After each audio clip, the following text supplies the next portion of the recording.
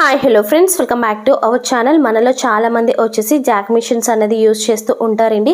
Industrial machines అటువంటివన్నీ కూడా use చేస్తూ ఉంటారు. అటువంటి వాళ్ళు ఏంటంటే తెలియక అనేది డైరెక్ట్గా వచ్చేసి మిషన్కి స్విచ్ బోర్డ్ నుంచి కానీ ఫ్లెక్స్ బాక్స్ నుంచి కానీ వాళ్ళు కనెక్షన్ అయితే ఇస్తారండి. ఎప్పుడు కూడా అలా చేయకూడదు అనమాట.